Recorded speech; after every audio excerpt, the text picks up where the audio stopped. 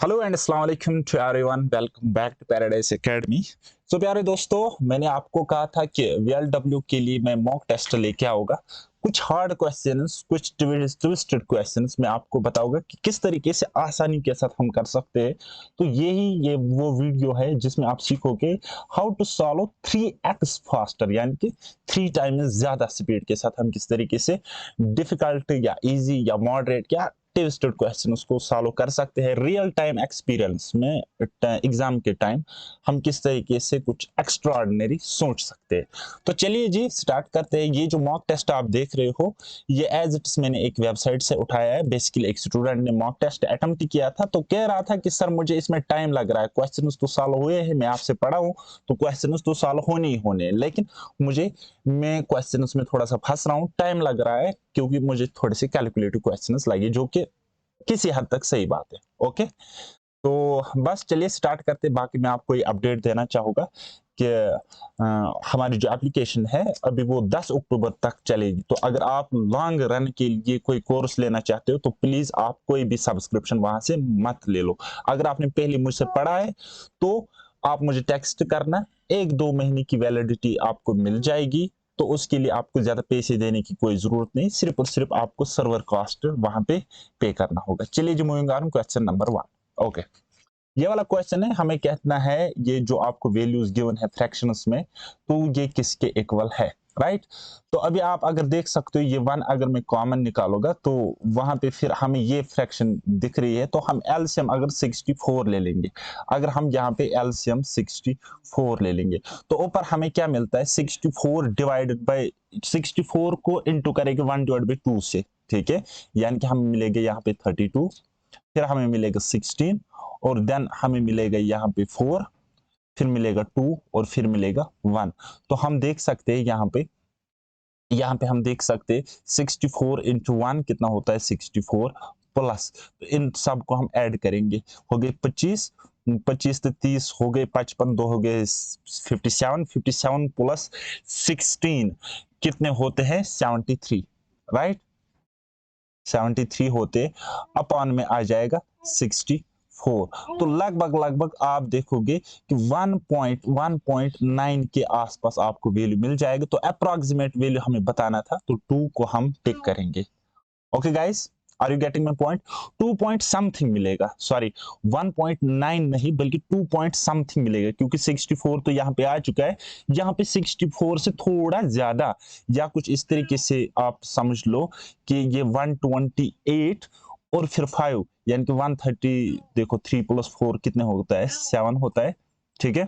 7 plus 6 कितना होता है, 13, ठीक है, डिवाइड बाई 64। तो 2 पॉइंट समथिंग आपको यहाँ पे मिल जाएगा। तो अप्रोक्सीमेटली हमें बताना था, तो 2 के इक्वल मिल जाएगा। आई बात समझ। चलिए question number 2, which marks of two candidates x and y are in the ratio 4:7? If the marks of x is 140, then what will be the marks of y? कहता है ये हमारे पास x है, ये हमारे पास y है, इनके मार्क्स है किस रेशियो में, 4:7। कहता है इस 4 रेशियो की वैल्यू कितनी है, 140। तो इस y की वैल्यू हमें फाइंड आउट करनी है। तो अगर हम यहाँ पे देखेंगे तो कितने टाइम्स ये है, तो आप बोलोगे सर 35 टाइम्स है, ठीक है, 35 टाइम्स है।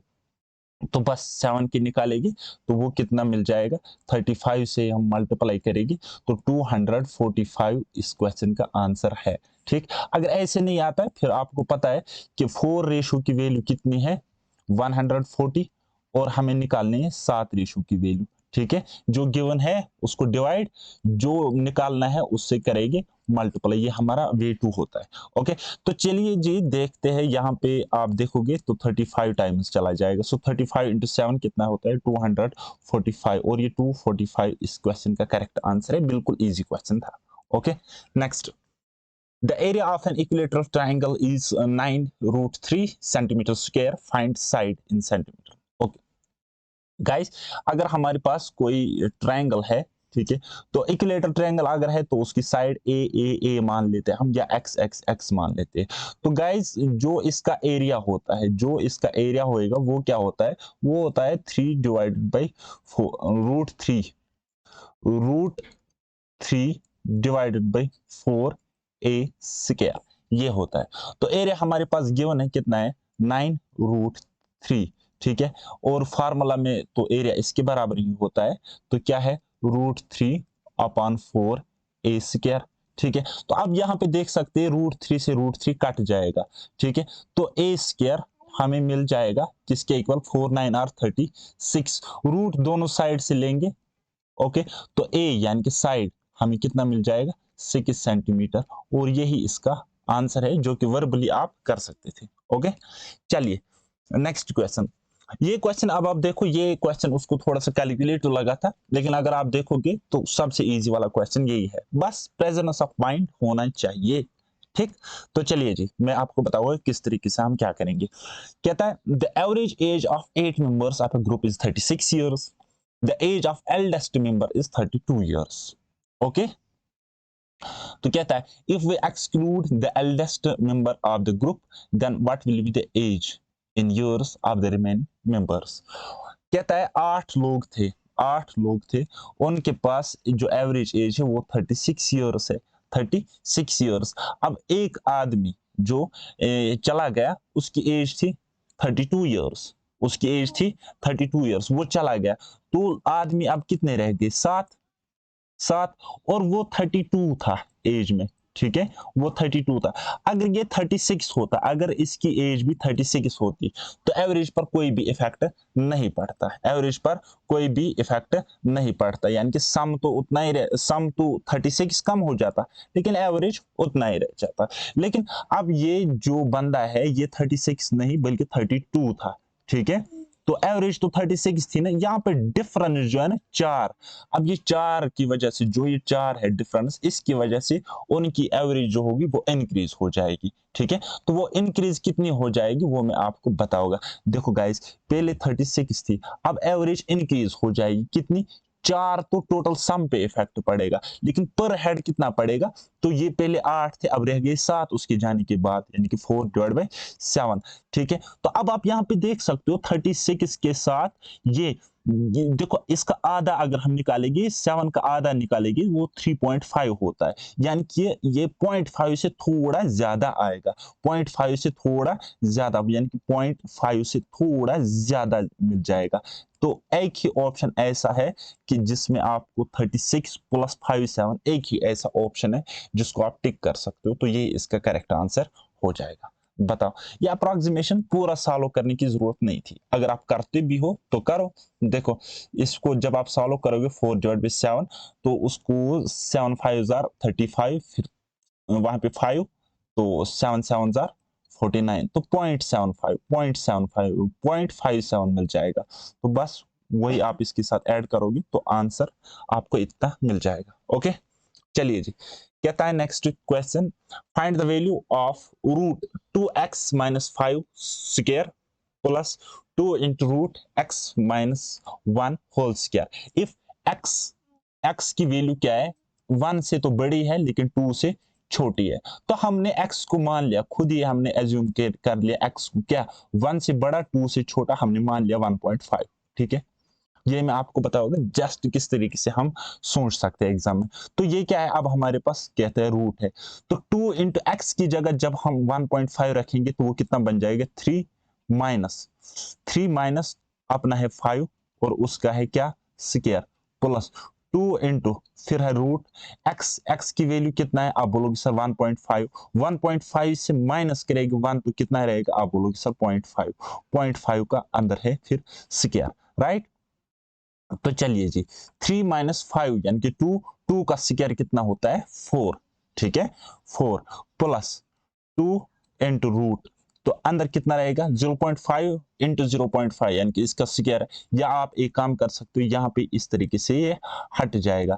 सो कितना रहेगा 2 इंटू 0.5 कितना होता है बेटा 4 होता है, कितना होता है 2 इंटू 0.5 1 होता है, ओके। सो ये 4 का स्क्वायर रूट है, तो इसका मतलब हो गया ये 2 का इस तरीके से स्क्वायर है, तो ये इस तरीके से कट जाएगा। सो 2 + 1 आंसर आ जाएगा कितना 3।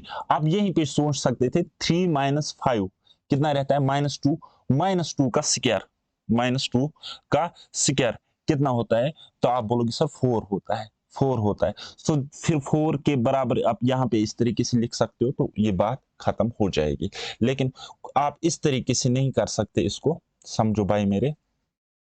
आप इस तरीके से नहीं लेना कि यहाँ पे ये -2 है और ऊपर से रूट, फिर इसका स्क्वायर, इस तरीके से काटोगे, फिर बोलोगे -2 और यहाँ पे तो +1 आ जाएगा, फिर आप टिक करोगे -1, जो कि ऑप्शंस में नहीं है, क्योंकि आप रूट के अंदर माइनस नहीं लगा सकते। ठीक है, तो आपको क्या करना पड़ेगा, रूट इस तरीके से 3 -5 -2 का स्क्वायर होता है 4 +2 × 0.5 यानी कि 1। तो फिर इसका वापस जब आप रूट करोगे सो 2 आ जाएगा, सो 2 + 1 = 3, 2 + 1 = 3 आंसर। आई बात समझ? ये मैं आपको समझा रहा हूं इसलिए टाइम लग रहा है, अदरवाइज टाइम देने की कोई जरूरत नहीं है ऐसी क्वेश्चंस में। चलिए, in what ratio salt costing rupees 30 kg mixed with another salt costing 7 per kg to get a mixture costing 9 rupees per kg। ठीक है, मिक्सचर पर ये बेस्ड क्वेश्चन है, एलिगेशन पर बेस्ड ये क्वेश्चन है, जो कि मैंने आपको इससे भी हार्ड क्वेश्चंस करवाए हैं। एक साल्ट है वो 13 रुपए पर केजी है, ठीक है, उसका कॉस्ट प्राइस। दूसरा है 7 रुपए पर केजी, उसका कॉस्ट प्राइस है। ठीक है, बोलते किस रेशियो में हम लाए ताकि हमें ओवरऑल जो कॉस्ट, एवरेज कॉस्ट मिले फिर इसका, वो 9 रुपए, कितने, 9 रुपए मिले पर केजी। ठीक है, बस बड़े से छोटा घटाना है। 9 से 7 गई तो 2, और फिर 13 से 9 गए तो 4। तो कितना इसका रेशो आ जाएगा, काटोगे 2 से, सो 1:2 इसका आंसर आ जाएगा, जो कि ऑप्शन नंबर 4 में गिवन था। चलिए next question, calculate the angle BAC if the angle BIC is equal to 125 degree and IB the incenter of the triangle। अगर ये इंसेंटर है, अगर ये बेटा इंसेंटर होता है, तो ये जो एंगल होता है ना, ये एंगल जो होता है, ये होता है 90 डिग्री, 90 डिग्री प्लस ये जो अपोजिट एंगल आपको दिख रहा है ऊपर एंगल, ये वाला एंगल A/2, इसका आधा, इसका आधा। तो कहता है अगर ये हमें इसके बराबर गिवन है, ठीक है, तो ये एंगल कितना होगा, ये एंगल कितना होगा, BAC आपको बताना है, BAC आपको बताना है। बस हमें क्या करना है, 90 प्लस एंगल A/2 बराबर है 125 डिग्री, 125 डिग्री। तो ये कितना हो गया, बोलोगे sir 180, 180 degree plus angle A is equal to divide by 2 था ना यहाँ पे, वो इसके साथ मल्टीपल में हो जाएगा, यानी कि 250 degree. So angle A is equal to 180 को वहां ले जाएंगे तो कितना आ जाएगा, 70 डिग्री, और यही इसका आंसर है। चलिए next question, if triangle PQR is right angle at Q, कोई राइट एंगल ट्रायंगल है, ठीक है, तो ये कहाँ पे राइट एंगल है, ये कहाँ पे मतलब इसका 90 डिग्री कहाँ पे काटता है, क्यू पर, यानी कि PQR, ठीक है, यानी कि यहाँ पे राइट एंगल इसका है। If cot P is equal to 5/12 then what is the value of tan R। ठीक है, कहता cot P बराबर है 5/12। cot किसके बराबर होता है, cot cot P किसके बराबर होता है, आप बोलोगे सर बेस अपन परपेंडिकुलर। तो cot P के रेस्पेक्ट में बेस कौन होगी, इसका एडजेसेंट साइड यानी कि 5, और परपेंडिकुलर क्या होगा, 12। ठीक है, हमें कह रहा है tan R आप बताइए, यानी कि इसका tan, तो tan R क्या होगा, R एंगल का परपेंडिकुलर अपॉन बेस, यानी कि cot का उल्टा, लेकिन with respect to angle R यहाँ पे। तो परपेंडिकुलर क्या होगा, 5, और बेस क्या होगा, 12, 5/12। अच्छा, मैंने आपको एक ट्रिपलेट समझाया था कि 5, 12, 13 एक ट्रिपलेट होता है, क्या होता है, पाइथागोरियन ट्रिपलेट होता है। तो गाइस मैंने आपको बताया कि 5 बेस हो सकता है, ये 12 परपेंडिकुलर भी हो सकता है, बेस भी हो सकता है, ये 5 बेस भी हो सकता है, परपेंडिकुलर भी हो सकता है, लेकिन जो बड़ा साइड होगा ये हमेशा हाइपोटेन्यूज होगा, क्या होगा, ये हमेशा और हमेशा हाइपोटेन्यूज होगा। तो लेकिन अगर आप कॉट को देखोगे, कॉट में देखोगे या आप टेन में देखोगे, कॉट में देखोगे या टेन में देखोगे, इसमें हाइपोटेन्यूज कहीं पर भी नहीं आता है। ठीक है, ना ऊपर आता है ना नीचे आता है, यहाँ पे आप देख सकते हो। ठीक है, तो लेकिन अगर आपको ये पाइथागोरन ट्रिपलेट की पता होगी, ठीक है, फिर आपको ये पता होना चाहिए कि यहाँ पे हाइपोटेन्यूज आ रहा है 13, यहाँ पे हाइपोटेन्यूज 13 है, यहाँ पे हाइपोटेन्यूज 13 है, तो तीनों ऑप्शन क्या हो गए, एलिमिनेट हो गए सोचे बगैर। तो हमें इस क्वेश्चन को सॉल्व करने की भी जरूरत नहीं थी, हम आंसर टिक कर सकते थे, क्योंकि हमें पता है tan की वैल्यू निकालनी है। tan होता है बराबर परपेंडिकुलर अपॉन बेस, और परपेंडिकुलर अपॉन बेस या तो 5/12 हो सकता है या 12/5 हो सकता है, 12/5 हो सकता है। इसमें 13 बिल्कुल भी नहीं आएगा, क्योंकि 13 हाइपोटेन्यूज होता है। आई बात समझ? इस तरीके से आप सोच सकते हो, छोटी छोटी बातें है ना, इसका बड़ा बड़ा फायदा पहुंच जाता है एग्जाम में।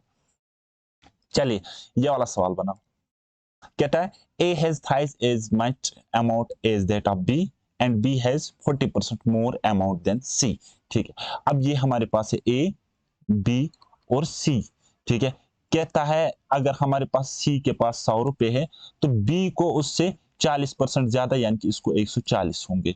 अब कहता है A has thrice as much as that of B, जितना B है उससे 3 गुना ए के पास है, तो इसका 3 गुना, यानी कि ए के पास कितना होगा, ए के पास होगा इसका 3 गुना। ठीक है, तो वो कितना हो जाएगा, आप बोलोगे सर 420 यूनिट। अब ये यूनिट्स में मैंने बताया, ठीक है, ये एग्जैक्ट नहीं हो सकते यूनिट्स में, क्योंकि मैं रेशो में लिख सकता हूँ, मैं रेशो में इसको लिखता हूँ।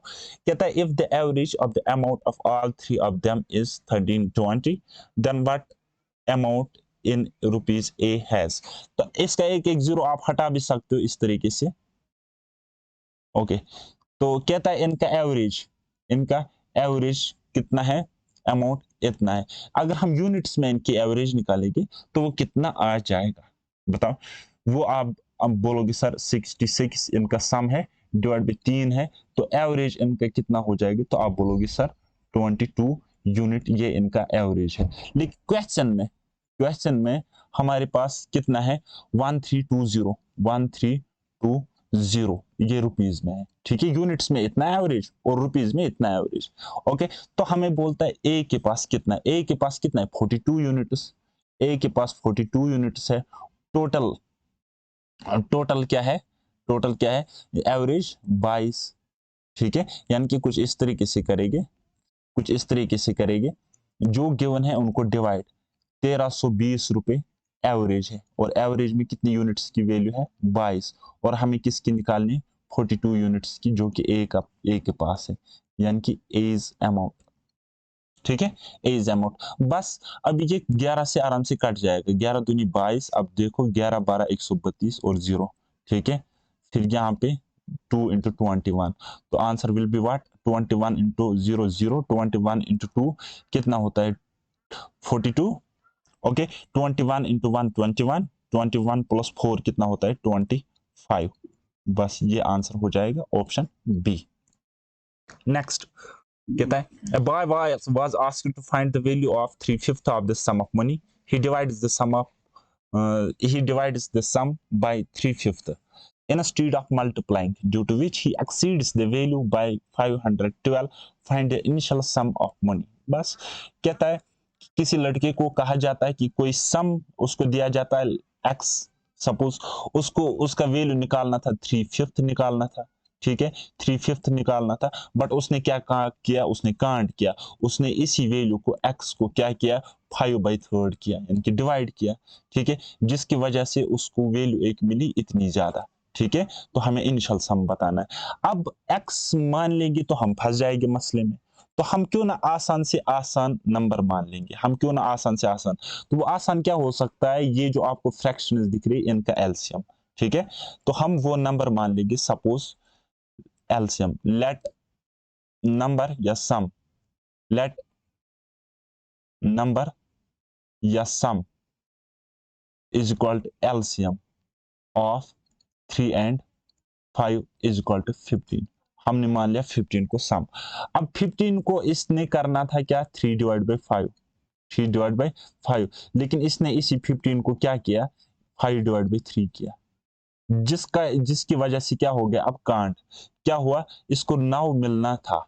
ठीक है, लेकिन इसको कितना मिल जाएगा, 3 5 और 15, 5 5 और 25, इसको 25 मिला। ठीक है, अब यहाँ पे इसको कितना ज्यादा मिला, आप बोलोगे सर 16 यूनिट।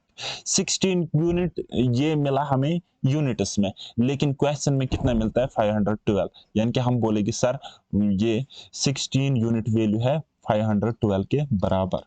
ओके, तो हमें बताता है इनिशियल सम कितना था। इनिशियल सम कितना था? इनिशियल सम तो हमने मान लिया 15 है, ठीक है। सो इनिशियल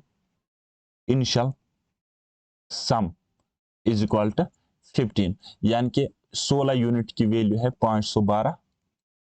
ओके, और हमें 15 यूनिट की वैल्यू निकालनी है, बस वो कितना निकल के आ जाएगा 480।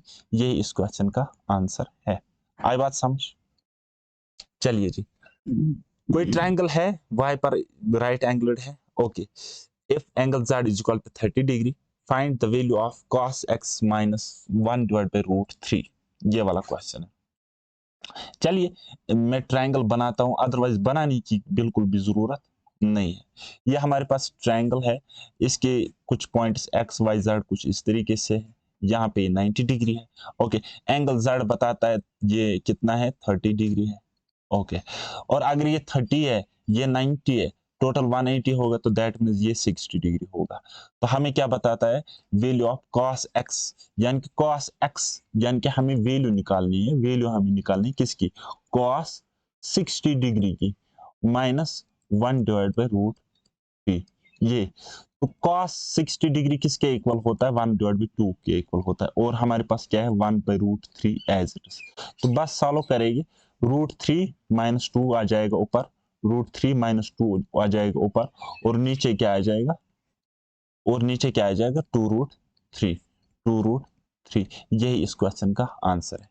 बताओ नेक्स्ट क्वेश्चन, ये वाला कहता है, अब देखो ये वाला क्वेश्चन इसने गलत किया, हालांकि इस क्वेश्चन को कुछ भी नहीं करना था। देखो क्वेश्चन हमें क्या कहता है? Volume of right circular cylinder is twice the volume of sphere, radius of base of the cylinder is same as the radius of sphere. Okay, if height of cylinder is 8 centimeter, then find the total surface area of cylinder।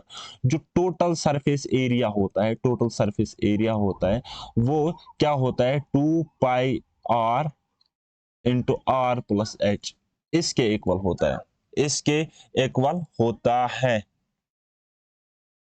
तो अब आप यहाँ पे देख सकते हो कि यहाँ पे पाई आ रहा है ना वैल्यू में, पाई पाई का मतलब क्या होता है 22/7, 22/7। अब 7 कटे या ना कटे ये, लेकिन ये 22 का मतलब होता है 11 इंटू 2, यानी कि आंसर एक ऐसा ऑप्शन होगा जिसमें 11 छुपा होगा, ठीक है।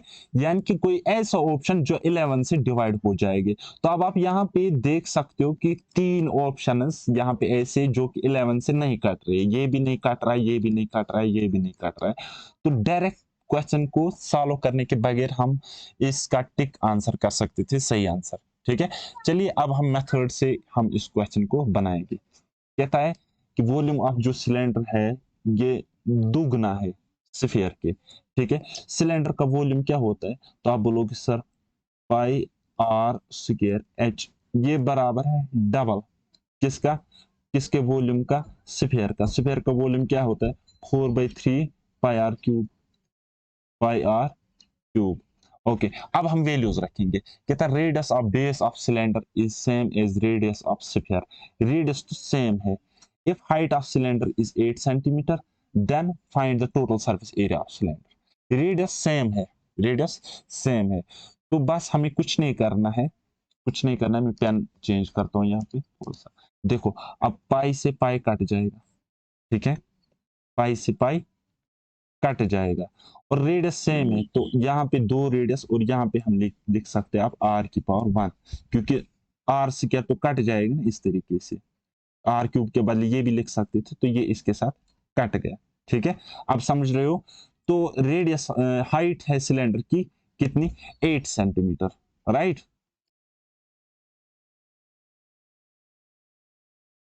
हाइट है 8 सेंटीमीटर, कहता है हाइट 8 सेंटीमीटर है, सो 2 4 जार 8 अपॉन 3 इंटू आर, ठीक है ना। बस यही तो है, यही तो है।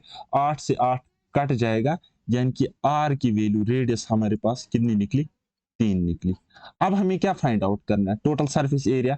सो टोटल सरफेस एरिया बराबर होगा 2 पाई यानी कि 22/7 इंटू आर। आर हमारे पास अब कितनी है 3, और अंदर क्या रहेगा आर प्लस एच यानी कि 3, और एच हाइट कितनी थी हमारे पास, हाइट थी हमारे पास 8 सेंटीमीटर, हाइट थी हमारे पास 8 सेंटीमीटर, यानी 3 + 8 हो गए 11। ठीक है, बस इसको अब आप सॉल्व करोगे तो आंसर निकल के आ जाएगा कितना 66 सेंटीमीटर स्क्वायर। ओके, ये हो गया basic method. Getting my point. चलिए नेक्स्ट क्वेश्चन कहता है two identical walls of same height can be built in 8 hour and 10 hour by A and B respectively. If both starts building the wall at the same time, then find how much time ratio of the unbuilt parts of wall built by A and B become 15 into is to 16। कहता है दो Waals है, identical Waals है यानी कि एक जैसे। ठीक है, तो ये बना सकता है, ए बना सकता है इसी वाल को, ए बना सकता है 8 घंटे में, और बी बना सकता है इसी वाल को कितने 10 घंटे में। ठीक है, 10 घंटे में। ओके, तो क्या हम मान सकते हैं ना टोटल वर्क मान सकते हैं इन दोनों का एलसीएम यानी कि टोटल वर्क हम मान सकते हैं 80 आवर। ये हो गया टोटल वर्क। टोटल वर्क कहता है अब अगर दोनों ये स्टार्ट करते, यही काम दोनों मिलकर स्टार्ट करते हैं। ठीक है, या दोनों स्टार्ट करते हैं, if both starts building the wall at the same time, find how much time ratio of the unbuilt part of walls built by A and B become 15:16। कहता है अब A को भी एक वाल बनाना है, B को भी एक वाल बनाना है, लेकिन वाल दोनों को कितना बड़ा है 80 है, एलसीएम है 80। ठीक है, अगर हम ऑप्शंस का भी यूज करेंगे, ठीक है, A 2 घंटे में कितना बनाएगा 8 8 16, यानी कि लेफ्ट कितना रहेगा अगर हम बताएंगे 2 hour after 2 hours, after 2 hours is left work देखो कंप्लीट तो हो जाएगा 8 8 16, लेकिन लेफ्ट कितना रहेगा, तो एक मिनट, ये टाइम का रेशो, तो इनकी इफिशिएंसी का रेशो उल्टा हो जाएगा। देखो अगर टाइम का रेशो 8 आवर और 10 आवर है, तो इनकी इफिशिएंसी आप देखोगे ये 10 आ जाएगी 10 यूनिट, और यहाँ पे 80 डिवाइड बाई 10 यानी कि 8 यूनिट आ जाएगा। ओके, तो 80 टोटल वर्क था एलसीएम। तो ए इज लेफ्ट वर्क कितना, देखो 1 घंटे में करेगा 10, 2 घंटे में करेगा 20, तो लेफ्ट 2 घंटे के बाद 60 यूनिट रहेगा, रहेगा कि नहीं रहेगा।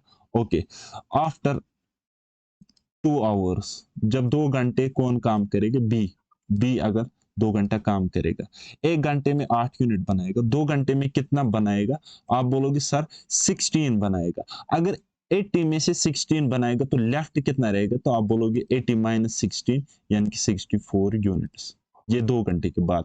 इनका अगर आप रेशो ले लोगे, इनका अगर आप रेशो ले लोगे, इनका अगर आप रेशो ले लोगे, तो 4 से काटो, 4 15 60, 4 16 64। ठीक है, 15 और 16 से बराबर कट जाएगा। ओके, तो अब आप यहाँ पे समझ सकते हो कि ये कंडीशन तभी सेटिस्फाई होगी जब हमने टाइम क्या मान लिया 2 आवर लाया मान लिया। ठीक है, जब हमने ऑप्शन इससे किया, अदरवाइज बेसिक मेथड से भी आप बना सकते हो, कोई मसला नहीं है। चलिए जी, ये वाला question, the point where the triangle forms the right angle in the right angle triangle is known as. कहता है वो पॉइंट जहां पे कोई पॉइंट है जहां पे ट्रायंगल राइट एंगल बनता है, यानी कि ये वाला पॉइंट राइट एंगल में, इसको हम क्या कहते हैं, तो गाइस इसको हम ऑर्थो सेंटर कहते हैं। ठीक है, ऑर्थो सेंटर कैसे मिलता है, परपेंडिकुलर से बनता है। परपेंडिकुलर जब हम ट्रायंगल में डालते हैं, ठीक है, अब देखो हर एक साइड पे परपेंडिकुलर, ये इस तरीके से ये यहाँ पर भी 90 डिग्री डाल बनाएगा, यहाँ पर भी 90 डिग्री होगा, यहाँ पर भी 90 डिग्री होगा। ठीक है, अब ये तीनों परपेंडिकुलर, देखो इस साइड से देखो तो परपेंडिकुलर है, यहाँ पे 90 डिग्री है, इस साइड से देखो तो 90 डिग्री है, फिर यहाँ इस साइड पे 90 डिग्री यहाँ बन जाता है, यहाँ भी बन जाता है, लेकिन ये तीनों लकीर है, देखो गाइस ये 3 साइड्स हैं, एक तो यहाँ पे हमने डाला 90 डिग्री, फिर ये साइड था इस तरीके से। ठीक है, तो इस पे 90 डिग्री डालेंगे, अल्टीट्यूड इस वर्टेक्स से। ठीक है, तो ये भी रहेगा 90 डिग्री। तो ये जो पॉइंट है ना जहाँ पे ये तीनों अल्टीट्यूड्स मिलते हैं, ठीक है, इसी को हम कहते हैं ऑर्थो सेंटर। आई बात समझ? थ्योरी पर बेस्ड क्वेश्चन है, बेसिक सिंपल सा। कहता है if 2x plus 3y is divided by 3x minus 4y equal to 11/7 then the value of x upon y is, बस सिंपल सा है। क्या करेंगे, इसको इसके साथ मल्टीप्लाई करेंगे। 14x plus 21y, 14x plus 21y is equal to 33x minus 44y, बस काम खत्म है ना। इसको यहाँ लेंगे और उसको यहाँ लाएंगे, ठीक है। तो ये कितना हो जाएगा, 44 प्लस 21 कितना होएगा, हो गया 5 6 65y इज इक्वल टू, ये कितना हो जाएगा यहाँ से 47x, ठीक है। सो x डिवाइड बाई वाई कितना हो जाएगा, 4 तो 3 हो गई 7, 3 तो 1 हो गया 4, ठीक है। ये तो सब्ट्रैक्ट हो जाएगा, हाँ सब्ट्रैक्ट हो जाएगा। 13 में से 4 गई तो 9, ओके, और 2 में से 1 गया तो 1 x। So x divide by y, x divide by y. अब x की वैल्यू ये होगी, y की वैल्यू ये होगी।